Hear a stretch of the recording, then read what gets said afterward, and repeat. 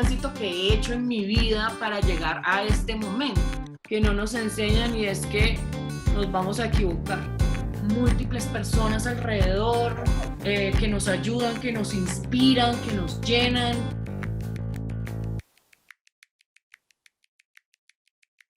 Gracias por venir. Bien, hola Creative Mornings, yo soy Sandra Suárez. ¿Por qué esto no da? Quiero que estén tranquilos porque esta presentación cumple con todos los protocolos y con todas las medidas de bioseguridad.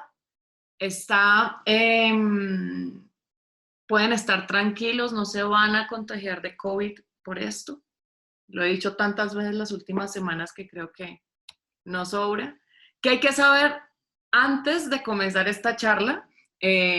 Uno, solo les voy a decir lo que pienso, aunque no lo parezca. Yo siempre estoy nerviosa, aunque la cara o al pasar de la charla esté tranquila o parezca tranquila, estoy siempre nerviosa. Es una característica que tengo personal.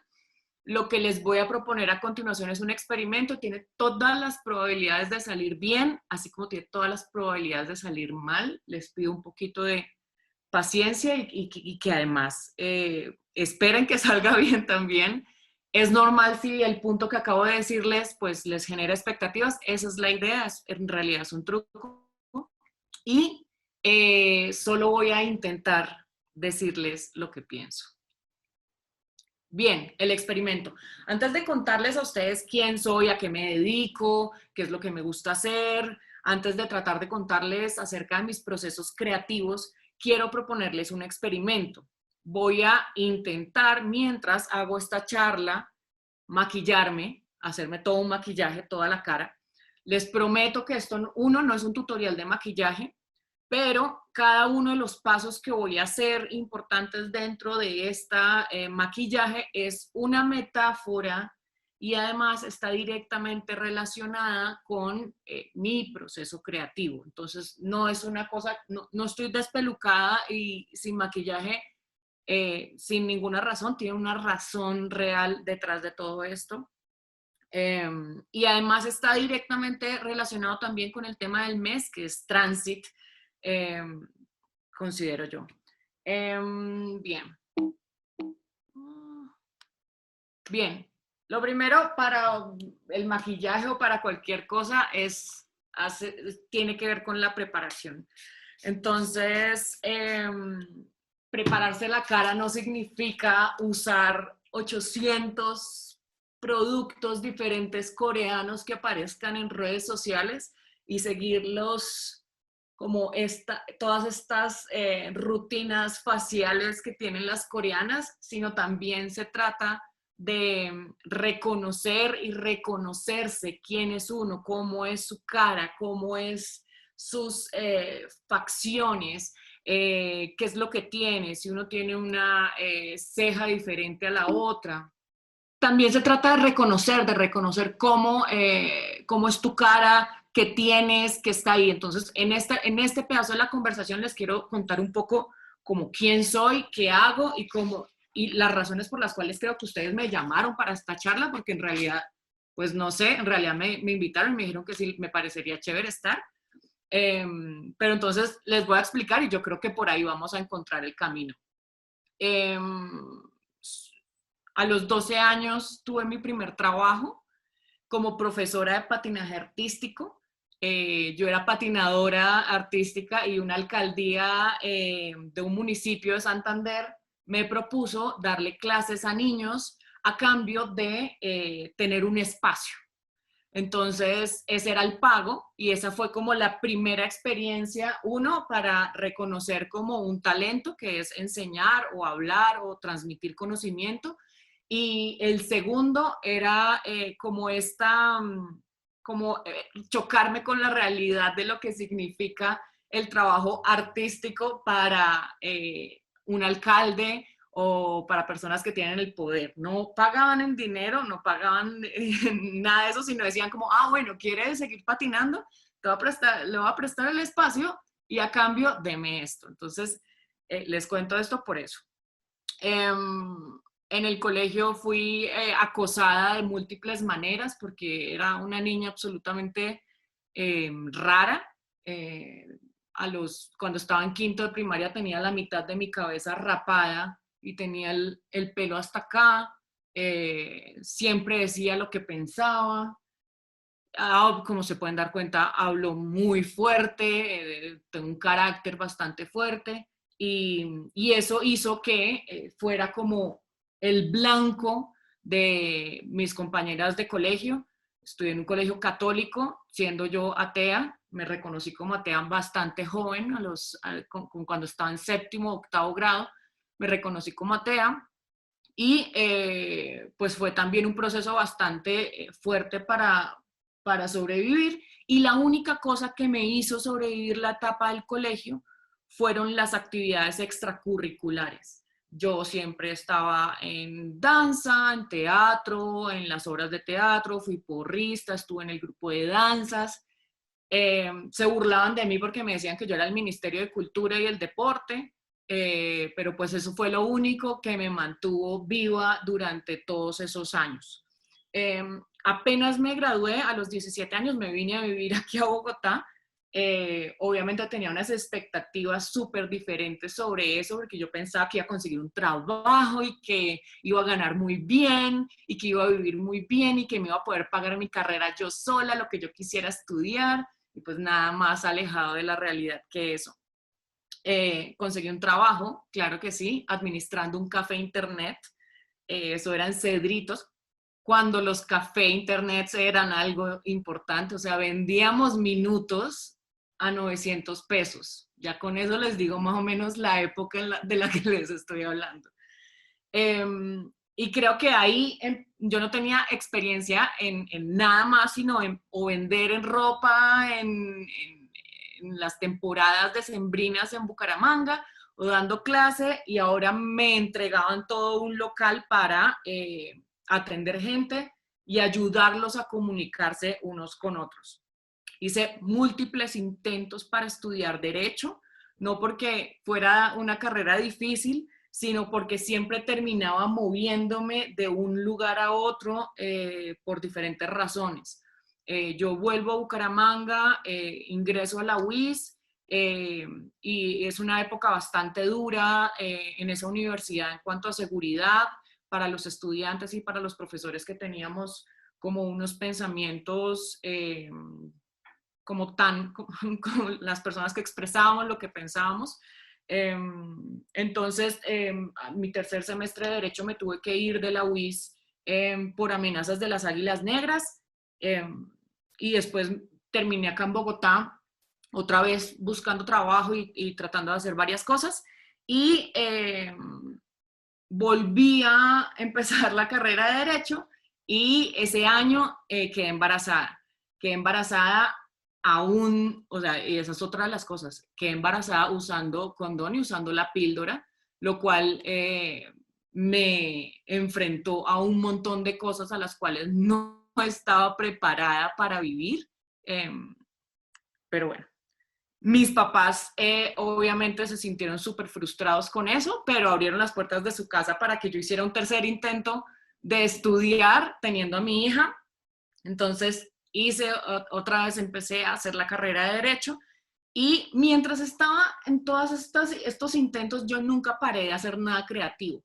En mi última estudiada de Derecho en Bucaramanga, estuve en el grupo de hip hop de baile de la universidad, tuve 2 programas de radio y empecé a bailar salsa de forma competitiva. Y siento que eso siempre como que me orientaba y me ayudaba muchísimo como a mantenerme en un solo espacio, porque yo siempre que tenía ganas como de pasar de un lado a otro. Y tener todas estas actividades artísticas y extracurriculares como que calmaban un poco mi cabeza y me mantenían ahí. Con la tristeza de que cuando estuve en mis últimos semestres de Derecho ya haciendo las prácticas, pues me di cuenta que evidentemente yo no quería ser abogada, para tristeza de mis papás, porque pues porque ellos esperaban tener una hija exitosa, abogada, no sé, como una Abelarda de la Espriella, pero buena, una cosa así. Pero bueno, y yo dije como yo no quiero hacer esto, yo quiero hacer otra cosa en mi vida, evidentemente no me quiero dedicar a esta cosa, y yo estaba en Miami en un mundial de salsa y me llamó Catalina Ceballos de RTBC, que era en ese momento la directora de todos los sistemas de medios públicos, y me dijo que había escuchado los programas de radio que estaba haciendo yo en la universidad y pues le gustaría invitarme a ser parte de su equipo descentralizado de Santander para hacer programas de radio desde Santander como en una nueva emisora. Me puse a trabajar en la radio, tenía 3 programas o trabajaba en 3 programas culturales y uno deportivo. En esa misma época escribí para Diners, para Don Juan, para Shock, para El Espectador, escribía de fútbol, escribía de actualidad, escribía como de un montón de cosas que a mí me llamaban la atención. Esto fue en 2014.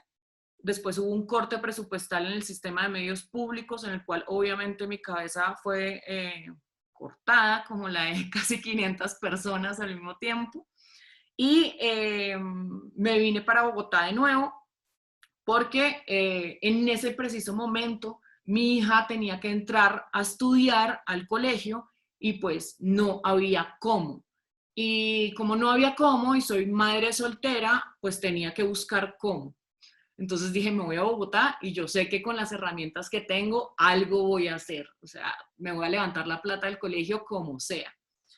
Tuve un par de trabajos como freelance y después me llamaron de Sancho para ser productora de contenidos digitales de Movistar. Duré trabajando ahí año y medio y después me llamaron de una empresa que se llama Story Inc., que hace business storytelling. Yo me encargaba de hacer como todos los entornos digitales y las estrategias digitales de muchas empresas, como tratar de que todo esto tuviera una historia alrededor. Y ahí en ese momento apareció esta posibilidad de que existiera la nueva sede del Teatro Petra. Y el Teatro Petra me llamó para que yo manejara como todo el entorno digital de ellos. Desde ese momento hasta hoy, eso han pasado 2 años y medio, pasé de ser como la persona encargada del entorno digital a pasar a ser la jefa de sala del Teatro Petra.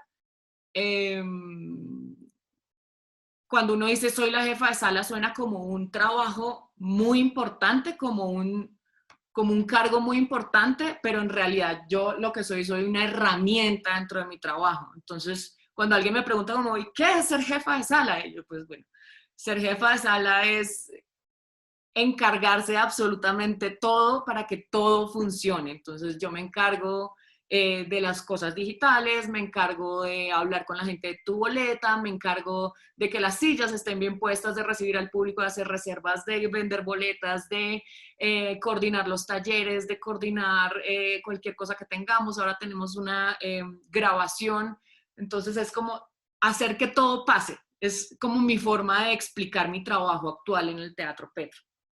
Entonces, cuando uno dice jefe, uno cree que uno manda, pero en realidad lo que es como úsenme, como yo soy la herramienta de todos ustedes. ¿Por qué les cuento todo esto y por qué les cuento como casi un recorrido de 20 años? Porque si uno se pone a mirar como todas las cosas en las que yo he trabajado, pues muchas cosas no conectan unas con la otra. Y es un tránsito por el que un tránsito que he hecho en mi vida para llegar a este momento. Entonces, cuando uno lo ve por separado, uno dice, esta vieja está loca y esta vieja lo que ha hecho ha sido como sobrevivir haciendo diferentes cosas en su vida.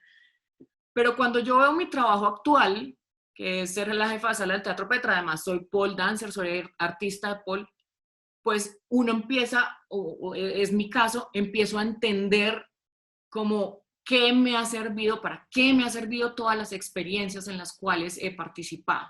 Entonces, cuando yo miro la experiencia del café internet, yo digo, claro, en ese momento aprendí a tratar a la gente, aprendí a tener público, aprendí a manejar plata, aprendí a administrar un espacio que es obviamente 10 veces más pequeño de lo que el lugar donde trabajo ahora. Y así con todo. Entonces, todo ese tránsito se los cuento para ponerlos como un poquito en contexto del tránsito por el que he pasado.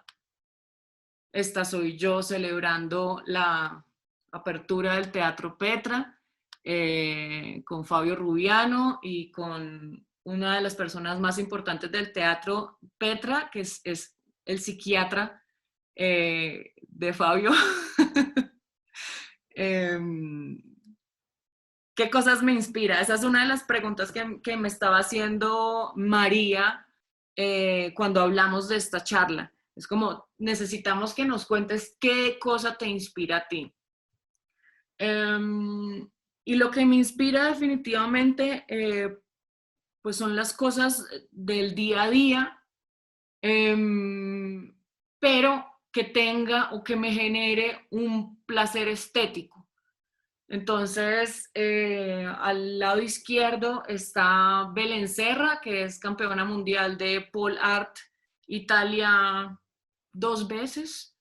Es ahora una de mis entrenadoras y cada vez que la veo a ella, veo sus fotos, veo su trabajo, no solo veo una gran capacidad física para lograr ciertos movimientos y ciertos trucos y ciertas coreografías, sino que además tiene como todo un conocimiento estético y todo un valor estético que uno lo nota desde su cara, sus manos, sus pies, sus dedos, que lo inspiran, que inspiran a otra gente a seguir haciendo cosas. Al lado derecho hay una foto de Iván Valencia, que muestra como el caos que vivimos en Bogotá hace, ¿cuándo fue? Hace un par de meses ya.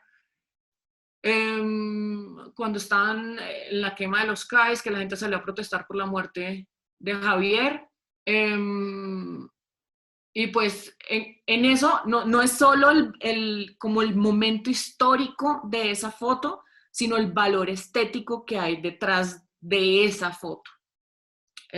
Abajo hay unas ilustraciones de un cuerpo femenino, de unos cuerpos femeninos, que obviamente también hace parte de lo que me inspira a mí diariamente. Yo soy una persona que está consumiendo información no solo en la parte de pole, que es como en la parte artística lo que me dedico ahora, hace 3 años, sino también en la realidad nacional y también como todo este cambio dentro del discurso de lo femenino que tiene que ver con el cuerpo, con cómo nos reconocemos ante el mundo, con cómo nos reconocemos ante otras personas.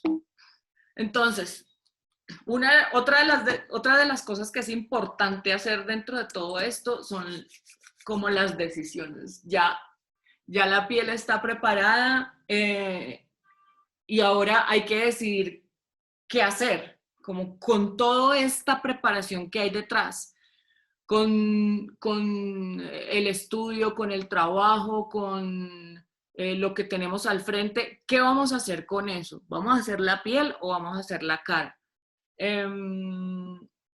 Y entonces uno no solo toma decisiones, sino también toma las consecuencias de eso. Uno también toma las consecuencias y como lo que significa tomar esas decisiones. Eso no nos lo dice nadie nunca. Como que siempre nos dicen, tú puedes, todo va a estar bien, todo es muy bonito, tú eres alguien creativo y puedes hacerlo todo, pero nunca nos dicen qué hay detrás de cada una de esas decisiones, qué es lo que vamos a entregar. Una decisión que tomé el año pasado, estas 3 imágenes son como muy importantes para mí porque significan como el proceso por el que estoy pasando y el tránsito por el que estuve pasando el año pasado. Estas son 3 coreografías diferentes de 3 eventos, de 2 eventos diferentes. Al lado izquierdo está, estoy bailando para la compañía Lex Plus. Estuve un semestre trabajando con ellos y haciendo montaje. A la derecha arriba se ve una de mis coreografías que ahora se las voy a mostrar, que es Pol Teatro, y abajo es Pol Exotic. Todo lo hice el mismo año, las tres cosas las hice el mismo año, y eso significó varias cosas, no solo como mujer, sí, como artista y como trabajadora. Entonces, a eso me refiero con las decisiones que hay que tomar en los procesos creativos. Y es, yo decidí hacer esas 3 cosas. ¿Qué significan esas decisiones? Uno, mi hija vive en Bucaramanga, vive con su abuela, ella es la persona que se está encargando de su cuidado actualmente. Y esa decisión en sí tiene varias consecuencias. La primera, evidentemente, que estoy separada de una persona que amo. Constantemente, se presentan dudas alrededor de esto. También pasa que esa es una decisión que en esta sociedad no está bien vista, entonces es algo que oculto constantemente. Lo oculto no solo porque por temas de seguridad, porque uno tiene que, porque cualquier cosa que uno diga en redes o que le diga a otros puede ser usado en su contra, sino que además pues tiene como un peso emocional bastante grande. Yo decidí que mi hija viviera lejos de mí porque era lo mejor para ella y también lo mejor para mí. Yo creo que eso es una de las enseñanzas de amor más grandes que yo he tenido, y es tener que soltar a una persona para que esté con la mejor persona con la que debe estar. Entonces evidentemente yo no me sentía lista o no me siento lista para tener a mi hija acá conmigo, y todo el mundo me dice, no, pero tú puedes hacerlo, eso se logra, eso se saca, no sé qué. Y yo digo, ¿qué tanto quiero que mi hija esté acá cuando yo tengo una jornada laboral desde que comienza a las 5 de la mañana y termina a las 11 de la noche? Y esto no lo digo ni para parecer mejor persona, ni para parecer mejor mamá, ni para parecer mejor nada, solamente para dar un dato. Hacer estas 3 coreografías y además mantener mi trabajo y mi vida personal significaba levantarme todos los días a las 5 de la mañana, ir a entrenar a las 6 de la mañana, salir de entrenar de las 8 de la mañana al Explos para durar desde las 8 de la mañana hasta las 2 de la tarde, las 2 de la tarde irme a trabajar desde las 2:30 de la tarde hasta las 10 de la noche, 11 de la noche o hasta la hora que me diera. Por fortuna todo salió bien, que es como lo único que me alegra, que las 3 cosas salieron, que las 3 cosas existieron, que los 3 materiales pudieron existir, que el Teatro Petra pudo sobrevivir teniéndome media jornada. Y como que eso significa, esa decisión, la decisión de hacer esas múltiples cosas al mismo tiempo, tiene que también llevar la consecuencia de estar separada de mi familia, de no tener vida social, de pues no saber qué es una rumba. Yo hace mucho no sé qué es salir en la noche a rumbear. Asumir los errores. Dentro de todo el proceso creativo, evidentemente hay una cosa que no nos enseñan, y es que nos vamos a equivocar. Antes de comenzar esta charla, María Linares me dijo, ¿estás lista? Yo ya estoy lista. Y yo le dije, María, nunca se está listo. Uno nunca está listo. ¿Por qué? Porque evidentemente se van a cometer errores. Eso es una cosa de la que uno no puede escapar. Los errores van a existir. Entonces, para eso uno tiene que estar preparado. Y cuando uno está preparado para equivocarse y para tener errores, está preparado para asumirlos y está preparado para solucionarlos. Ahora, que uno no puede hacerlo porque hay algunos errores son como irreparables, pues eso pues ya es otra cosa. Les voy a mostrar, así como les mostré mi cosa buena el año pasado, les voy a mostrar mi cosa difícil del año pasado. Este fue mi error del año pasado, mi mayor error del año pasado. Estaba entrenando y no escuché mi cuerpo. Después de todo ese boleo al que lo sometí el año pasado, estaba entrenando y estaba cansada. Me dijeron, móntese una vez más y hágalo una vez más. Y a pesar de que mi cuerpo no quería hacerlo, pues lo hice, me boté y me fracturé el tobillo, lo cual me puso en muletas, cuestión que nunca me había pasado en mi vida. Y que yo pensaba, a mí nunca se me va a partir un hueso, yo soy una superhumana, voy a sobrevivir a todo. Yo veo esa imagen mía en el teatro en muletas y digo como, esa no puedo ser yo. Y como que me enfrentó a un montón de cosas. Y es exactamente eso, me impresiona mucho. Precisamente eso es de lo que hablo cuando hablo de asumir errores. Cuando uno no escucha a su cuerpo, cuando uno no se escucha, pues tiene que asumirlo. Y eso significó cambiar dramáticamente mi rutina. Obviamente en el teatro todo fue muy complicado porque yo estoy acostumbrada a ser una mujer que hace todo. Y en esta oportunidad me tocó tener personas que me acompañaban hasta para ir al baño, porque el baño queda en un segundo piso.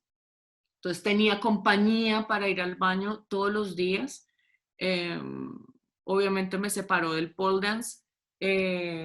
Obviamente me alejó de las actividades que me gustan, evitó que viajara a diferentes lugares y pues bueno, al final me recuperé. Yo la verdad no sabía cuánto me iba a como a afectar esa lesión. Siento que me enseñó muchísimas cosas, no solo como atleta y como artista de pole, sino como persona, ¿sí? Como que me enseñó que uno también tiene que tener la posibilidad de hablar y comunicarse con otros y tener una red de apoyo. Yo siempre pensaba que como que estaba sola en todas mis cosas y esto me demostró pues que tengo un montón de gente alrededor. Una de las cosas que pasa con el maquillaje y con la vida y con los procesos creativos y con mis procesos creativos es que uno a veces se afana para tener absolutamente todo listo. Y no hay una cosa más mentirosa que eso, porque nada se construye inmediatamente. Cada una de las cosas tiene un proceso y cada día hay que construir algo. Entonces uno ve a gente que se le acerca y le dice, yo quisiera hacer una coreografía como la que tú haces, o yo quisiera hacer una obra de teatro, o yo quisiera hacer un libro, o yo quisiera hacer, no sé, videos, o lo que quiera, lo que sea que esta persona quiera hacer. Y creen que para eso hay que tener ya todas las habilidades y tener todas las cosas listas. Y para eso les quiero mostrar uno de mis procesos creativos que también tienen que ver con el año pasado. Empezó hace 2 años ese proceso. Así como les muestro mi cara bonita, también les voy a mostrar mi cara fea, como se pueden dar cuenta. Esa a la izquierda soy yo el día después de que se murió mi papá hace 2 años, 2 años y un mes más o menos. Y definitivamente perder un padre es una de esas experiencias de vida que transforman nuestra propia experiencia de vida y nuestro tránsito en la vida. Mi papá era como una de mis personas favoritas del mundo, a pesar de que nuestro contacto no era diario y con meloserías, pues sabíamos que existíamos el uno para el otro y era la persona en la que yo más confiaba. Eh, y en ese mismo sentido, pues, esta fue la única foto que me permití tomarme como, y el único momento en el que me permití estar mal, como llorarlo, porque a partir de ahí yo como me encargué de todas las cosas que tenía que encargarme cuando una persona se muere y pues guardé la foto como para recordarme por lo que uno pasa y también para usarla no de forma despectiva, no como esta vieja se aprovecha de todo lo que le pasa para mostrarlo. Es una experiencia que evidentemente no he hablado nunca en redes, nunca lo conté, porque es una cosa privada que me duele y pues no quería como exponerla. Eh, pero digamos que yo sí quería como guardar el momento y rescatar el momento y mantenerlo en mi memoria porque porque pasa una cosa con el tiempo y es que empieza a curarle a uno las heridas. Entonces yo ahora les puedo hablar de esto sin que se me quiebre la voz y sin llorar y sin volverme nada, pero, pero cuando uno está dentro de un proceso creativo a veces necesita recrear ese tipo de cosas y no necesariamente la memoria es tan potente como para llevarse a esto. Al lado derecho, arriba, soy yo como, creo que un mes después de la muerte de mi papá, eh, con una de las personas que me estaba entrenando en ese momento, que se llama Juliana Medina, y ella estaba ahí como todo el tiempo pensando que yo me iba a volver una nada. Y en la parte de abajo fue como el inicio del proceso creativo de todo ese duelo. Esto fue en el Explos y entonces yo decía, yo quiero hablar sobre el falso duelo, le decía a Juliana Reyes, a mí me interesa hablar sobre el falso duelo. Y ella me decía, pero ¿qué es un falso duelo? Como ¿eso qué es? ¿Eso cómo se come? Y yo le decía, no, es como todo el mundo te dice cómo debes llorar a tus muertos, todo el mundo te dice cómo debes estar triste, todo el mundo te dice cómo debes sufrir, todo el mundo te dice cómo debes sentirte y uno a veces cumple con esos, como con esos tips para que el resto de gente no se sienta ofendida. Y en ese mismo sentido creo que, entonces, bueno, entonces en esa parte de abajo me inventé una mujer que trabajaba en una funeraria que le iba a enseñar a la gente a cómo debía hacer su duelo de sus familiares. Entonces, era más o menos como un tutorial de cómo llorar. Entonces me pegué cintas en los párpados para mantenerme los ojos abiertos. Porque también busqué en internet cómo llorar y hay múltiples tutoriales de cómo llorar, cómo hacerse llorar. Eh, entonces tenía un vaso de agua, un gran tarro de agua del que iba tomando cada vez, porque para llorar es muy importante estar hidratado. Entonces, cada vez que alguien me decía algo, yo me tomaba un sorbo de agua, me puse aire, me infligí dolor de diferentes formas, todo para hacerme llorar, porque llorar es lo que está bien en los duelos y no otra cosa. Y este es como el inicio el inicio del fin de ese proceso.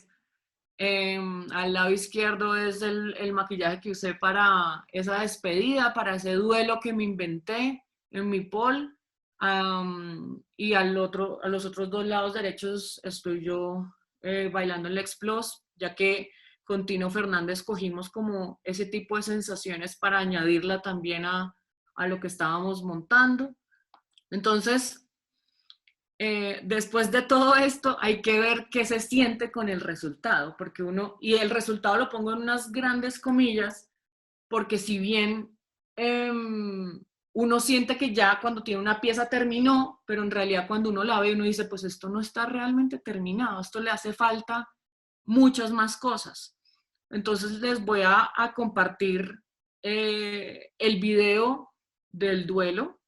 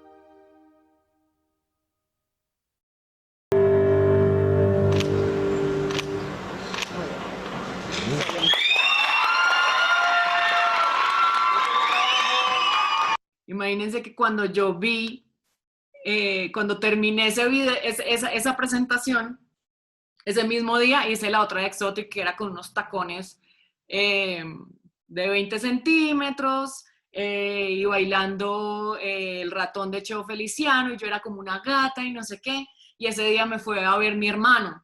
Entonces yo era como, esto es una cosa muy importante porque es el duelo de la muerte de mi papá y es una cosa como muy que yo tengo en mi corazón y quiero que lo vea y quiero que él sienta como que también, que él vea lo que yo estoy sintiendo y lo que sentí en el último año. Y cuando lo veo al final de la competencia, ya me dice como, uy, muy chévere el de la gata. El otro yo no entendí eso qué era. Yo como,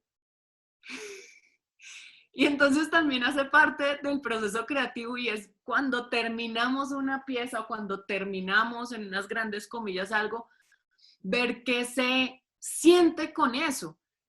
Yo cuando veo ese video veo evidentemente un montón de errores técnicos porque cuando uno lo que hace es echarse palo eh, y digo como, y esto podría ser mejor si le hago esto podría ser mejor si le meto esta cosa. Eh, y creo que eso era como lo que yo quería expresar en ese momento, pero si pudiera cambiarlo, lo cambiaría. Entonces, lo que uno siente al respecto de los procesos creativos es también parte de un proceso creativo. Eh, digamos que este año, eh, yo como que volví a redes sociales muy fuerte y empecé a hacer unos contenidos que se volvieron como muy compartidos por la gente, que está lleno de mensajes políticos o mensajes de actualidad. Eh, y eso tiene un poco de eso, ¿no? Tiene un poco de todos los pasos de los que les he hablado. Es exponerse un poco, es saber que uno se puede equivocar y mirar cuáles son las consecuencias de eso. No quería traerles aquí mis videos de TikTok porque digamos que cuando yo los veo, si yo me doy duro viendo los de Paul, me doy mucho más duro viendo mis videos de TikTok porque muchos de ellos responden a unos impulsos que tengo de comunicar y hablar y decir lo que pienso, pero al mismo tiempo algunos vienen con la cabeza muy caliente y pueden cometer muchos errores alrededor de eso.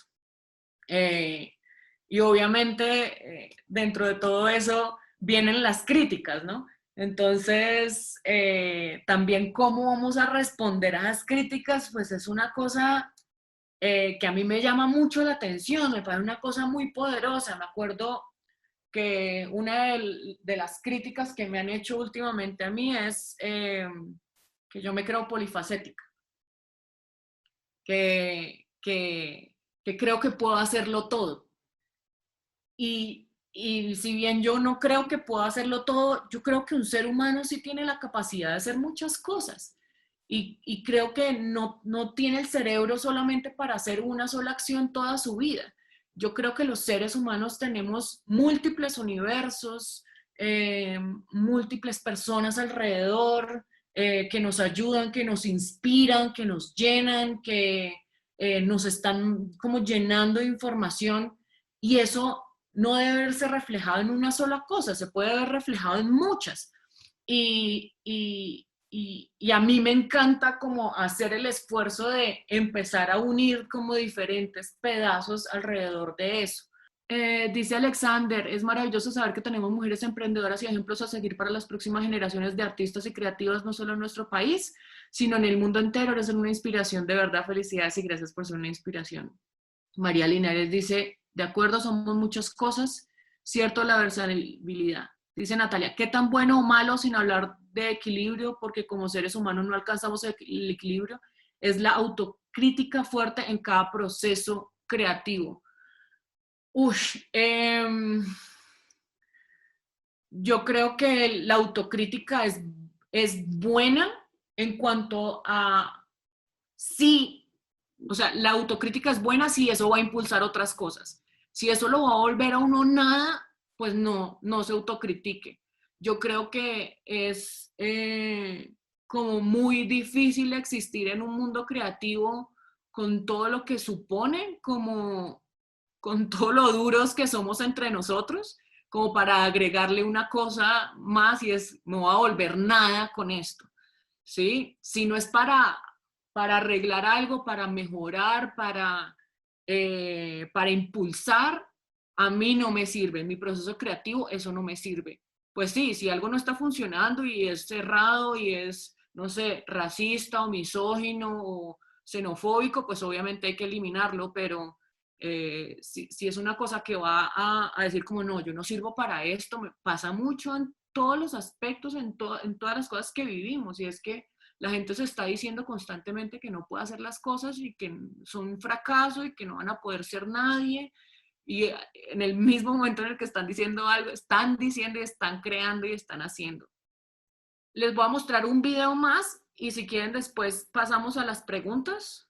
Yo creo que este video que les voy a mostrar algo es como un acercamiento, yo lo siento como un acercamiento a lo que yo quisiera hacer como artísticamente, como se acerca mucho a lo estético, a lo que les hablaba ahorita.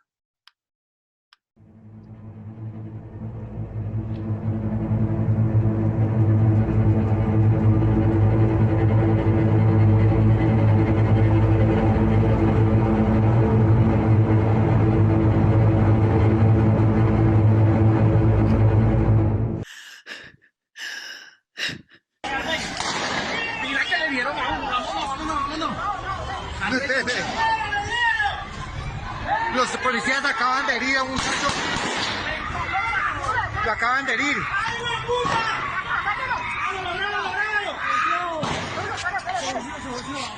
Trauma cerrado de abdomen. Estallido del riñón derecho. Lo que acaban de hacer la policía, vea, disparando a las personas. Disparando a las personas.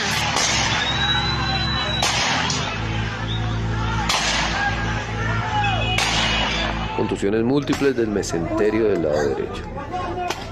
Laceraciones múltiples del mesenterio del lado izquierdo.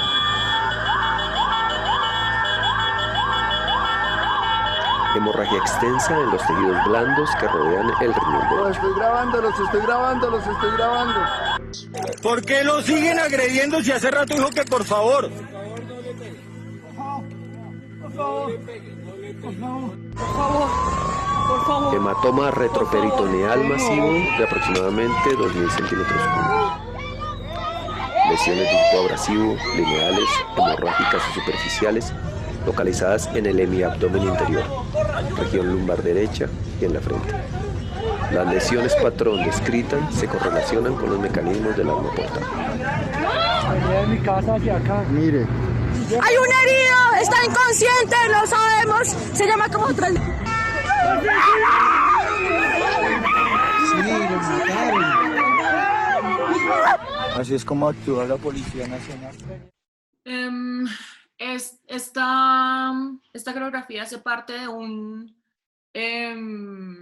una competencia de la cual hice parte, como ahorita que estamos en esto del COVID y de estar encerrados, etc.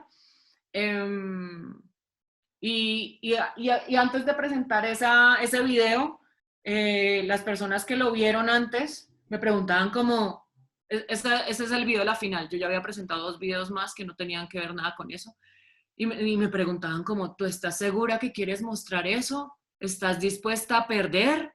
Y es como, pues la verdad es que prefiero perder con esto a ganar con una cosa en la que no crea. Y cuando veo ese video yo digo como, es exactamente como me estaba sintiendo en ese momento. De verdad, gracias por la invitación, por escucharme. No sé cuánto tiempo he hablado. Espero que no haya sido largo y aburrido y tedioso. Si tienen preguntas o lo que sea, pues creo que lo podemos hablar ahora. Voy a contestar esa pregunta de Luis Carlos Ávila que dice, ¿cómo enfrento la censura? ¿Cómo manejar el chance de ser estigmatizado por decir lo que piensas? Pues lo primero es que digamos que la censura es una de las pocas pequeñas cosas que están pasando. En este país están matando gente por pensar. en este país están matando gente por decir lo que piensan, y creo que esa es la censura más grande que hay ahora mismo.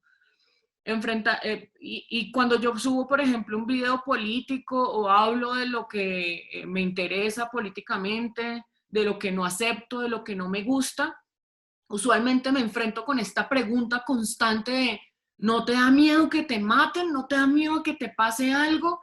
Y en realidad yo no creo que una persona como yo, que está, digamos, en un espacio muy seguro, que vive en un estrato 3, que es blanca, que tiene un trabajo y una estabilidad, esté en riesgo en la misma manera en la que están como muchos políticos y personas que de verdad están en regiones muy fuertes trabajando. Entonces cuando me dicen como, ¿te da miedo? Yo digo, no me da miedo porque yo soy una persona muy afortunada y digamos que tengo un montón de privilegios que me permiten hacer ese tipo de videos en mi casa. Y entonces en ese sentido yo siento que no estoy haciendo mucho, ni que soy una salvadora, ni nada de eso. Y creo que pensar en eso también es importante. Entonces, claro, yo tengo la posibilidad de decir todo lo que piense, y lo digo y lo hago, pero también pensando como en esa tranquilidad, en ese privilegio que yo tengo. Yo no sé si gente que está en regiones tiene la posibilidad de decir y tiene las plataformas para decir lo que piensan tal como yo. Entonces, y creo que cuando me preguntan censura, pienso más en la autocensura, ¿sí? Como que tanto nos estamos callando nosotros por el miedo a que nos digan una cosa u otra. ¿Qué video no estás sacando? ¿Qué cosa no estás diciendo por miedo a perder un trabajo, a que no te contraten, a lo que sea? Yo afortunadamente pues estoy también en un trabajo en el que me permiten decir absolutamente todo porque soy libre. Entonces digamos que al ver todo eso, pues cuando me dicen como la censura, yo digo, no la enfrento más la autocensura, que digo, uy, no, va a ser muy duro esto.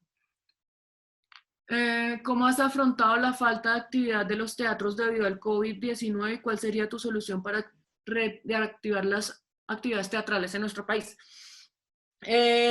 Digamos que nosotros apenas pasó cuando empezó a salir todo esto, lo del COVID, tuvimos muchas charlas alrededor de esto y siempre era como nuestro deber es mantener a la gente con el ánimo como bien puesto, como mantener la cabeza de todo el mundo bien puesta.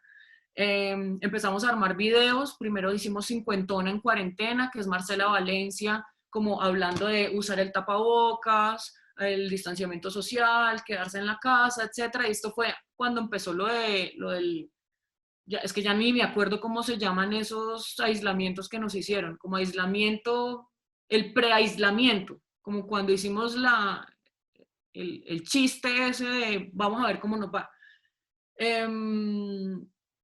Hicimos eso. Después de eso sacamos la Master Casi, que es Marcela Valencia, hablando sobre el teatro, sobre los usos del teatro en la vida cotidiana.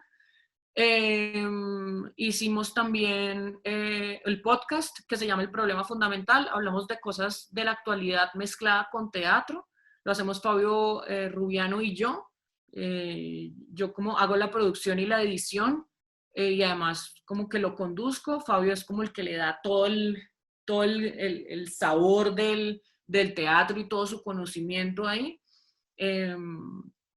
Empezamos actividades teatrales ya hace casi un mes. Nosotros hicimos una reactivación con 28 personas, ahora son 38 personas en escenario. Ha sido muy duro porque nosotros queremos seguir las reglas. Muchas personas nos preguntan qué están haciendo para saltarse la regla, cómo hacen para meter más gente, y en realidad nosotros en este momento no estamos ganando nada, pero sí estamos manteniendo o tratando de devolverle un poco de normalidad a la gente. Creo que estamos en este punto. Tratar de regresarle un poquito de normalidad a la gente teniendo una obra con unos protocolos súper estrictos. Yo soy una persona muy cansona con eso porque donde nos equivoquemos nosotros, no solo nos equivocamos, no solo se equivoca el Teatro Petra, sino se equivoca todo el gremio. Donde exista una alza de contagios y que se note que pasa dentro del Petra, eso sería no solo dañar al Petra, sino dañar a todo el mundo. Entonces nos tomamos muy en serio los protocolos de bioseguridad, nos tomamos muy en serio el COVID. y ya estamos teniendo un monólogo que está agotado de miércoles a sábado a las 8 de la noche. Si quieren ir, pues súper invitados. Dice Ricardo, interesante ver cómo cada cosa vivida por Sandra, deporte, rechazo, arte, enseñanza, creación de contenido, ventas, teatro, amor y aprendida se recogen sus ocupaciones creativas y laborales actuales, la creatividad como el arte de conectarlo todo. Yo creo que precisamente ahí es donde estaba el tránsito, ¿sí? Y por eso me interesaba mucho contarles a detalle cosas que pueden parecer insignificantes, pero que en la vida diaria pues nos están cambiando. Uno a veces dice como, uy, necesito cambiar y ser una persona completamente nueva de aquí a mañana, y no se da cuenta que en realidad cada cosa que uno está viendo lo está transformando, cada cosa que está pasando en cada momento y cada actividad pues lo está cambiando. Claro, no mucho, no es como hoy voy a dedicarme a otra cosa o hoy me voy a rapar todo el pelo y ya soy diferente, pero yo sí estoy absolutamente convencida que todas las cosas que uno está haciendo lo están cambiando sin uno notarlo y están también influyendo en lo que uno hace. Aparte de lo que está pasando día a día, ¿qué más te genera ideas para el desarrollo creativo? Yo creo que a mí me inspira mucho ver gente haciendo cosas, no exclusivamente de lo que yo, a lo que yo me dedico, o sea, no solamente teatro y no solamente pole, sino yo veo patinadoras artísticas, me gusta ver gente cocinando, me gusta ver gente pintando, me gusta ver gente escribiendo, como gente que hace caligrafía. Es una cosa que de todo eso como que me va inspirando cosas. Y esto puede sonar muy hippie, pero a mí me pasa que, por ejemplo, a mí me gusta ver mucho los pajaritos que se asoman como en la ventana. En el barrio en el que yo vivo vienen muchos colibríes por los árboles que hay. Y a mí me gusta como mirar cómo todos los días están haciendo lo mismo, pero influyen absolutamente en todo. Entonces como que veo eso y digo, es como nosotros en nuestros trabajos, como nosotros todos los días estamos haciendo a veces lo mismo, como una cosa repetitiva, pero en el fondo estamos transformándolo todo. Entonces me inspira un montón ver animalitos y leer.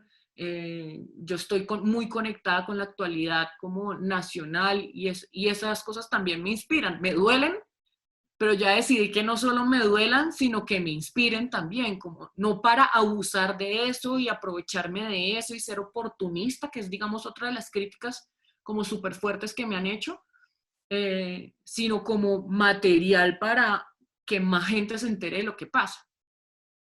Muchas gracias, Sandra. Qué chévere oír toda esta historia y este tránsito alrededor de todo lo que has hecho, que al final del día nos hace aprender cosas que después uno no espera y va a necesitar, ¿no? Bueno, muchas gracias a todos por acompañarnos. Nos vemos en unos días. Les contamos sobre nuestro próximo evento. Mil gracias, Sandra, por este tiempo, por contarnos, por Miren, maquillaje. Es un maquillaje del Atlético Bucaramanga. Muchísimas gracias por acompañarnos y a todo el equipo por el apoyo. Nos vemos muy pronto. Chao.